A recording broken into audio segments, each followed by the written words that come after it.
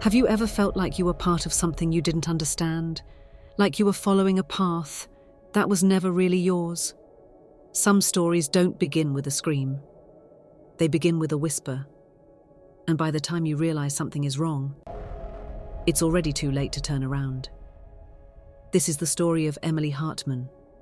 She was 23, quiet, kind, a little distant, the kind of person who smiled in photos but never really laughed. Most people would say she was fine, but fine is just a word people use when they don't know how to explain the silence in their head.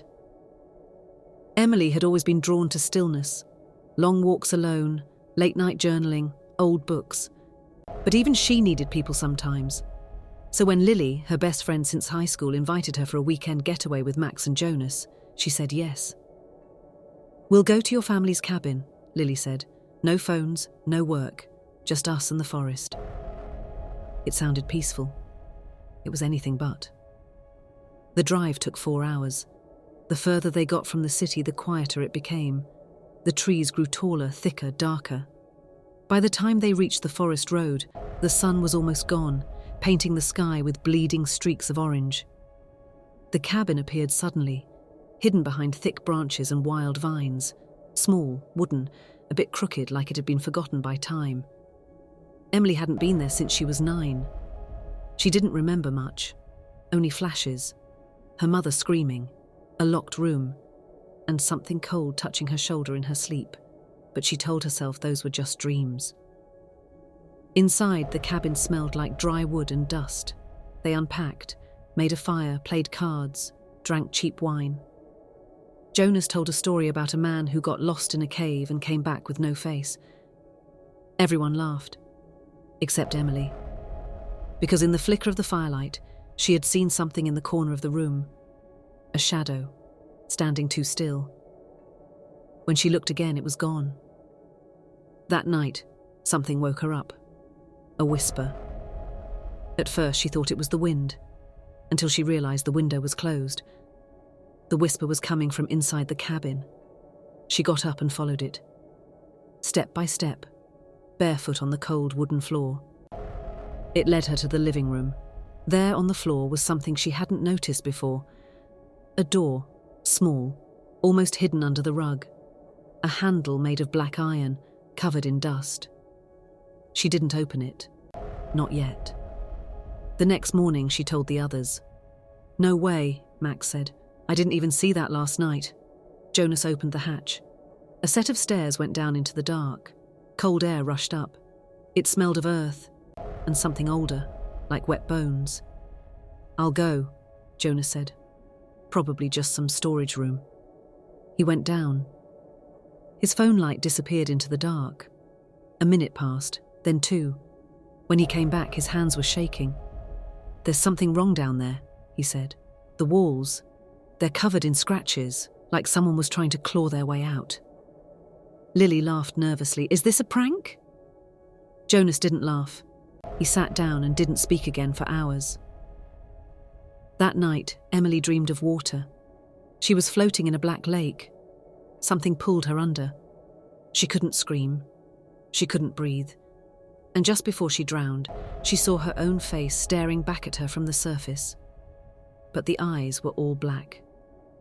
The next day, Max was gone. At first, they thought he went for a walk, but his shoes were still by the door, his jacket too. Jonas searched the forest. Lily screamed his name. Nothing. They found one thing, his phone. It was lying open near the cellar door. The last photo on it was a blurry shot, a face, in the dark, too close to the camera, smiling. By evening, panic had set in. Jonas tried to drive into town. The car wouldn't start. The keys were gone. Lily cried. Emily held her, but her own hands were trembling, and all day the whispers were louder. At nightfall, Lily stood in the living room staring at the cellar door. "I keep dreaming about it," she whispered. "There's something calling me." Emily tried to pull her away, but when she woke up the next morning, Lily was gone too. No note, no footprints, just silence. Only Emily and Jonas remained. They nailed the cellar door shut, but it still opened. They started sleeping in shifts, taking turns watching each other. One night, Emily fell asleep during her watch. When she woke up, Jonas was staring at the mirror in the hallway. He didn't blink. "Who is that?" he asked. Emily looked. She saw herself, but not now.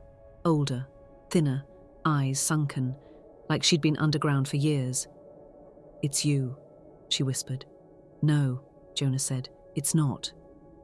That night, she heard footsteps upstairs, but no one was there. Just her. 2 days passed. Jonas barely spoke. Emily stopped eating. The food tasted like ash. On the third night, Emily woke up, and the cellar door was wide open. Jonas was gone. Only a trail of muddy footprints led down into the dark. She waited until morning.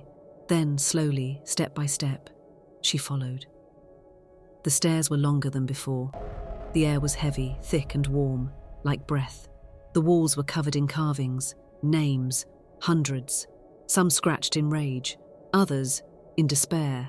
She saw her own name, over and over, Emily, Emily, Emily, and something else, a phrase, "You were never supposed to leave." At the bottom of the stairs was a room with no corners, just curved stone walls. In the center, a mirror. She walked up to it and stopped. It showed her, but not quite. The girl in the mirror smiled. Her teeth were sharp, her eyes black, her skin too perfect. "You finally came back," the mirror said. Emily tried to run, but her feet wouldn't move. "You left me here," the voice whispered. "You stole my life." And then she remembered. When she was 9, she went down into the cellar. She found the mirror, and something inside it traded places with her. The girl who came back wasn't really her. Emily never left that basement until now. She screamed, but no sound came. She reached out to touch the glass, and her hand went through. The reflection grabbed her, pulled. When she opened her eyes, she was standing in the mirror, watching herself walk away, smiling. The next day, a group of hikers found the cabin, empty, but in the corner of the living room was a dusty old mirror. And if you look closely, sometimes you can see a girl behind the glass, screaming. If this story gave you chills, hit that like button and subscribe for more stories that dig into the darkness. And tell us in the comments, what would you have done if you saw your own reflection smile back, without you smiling?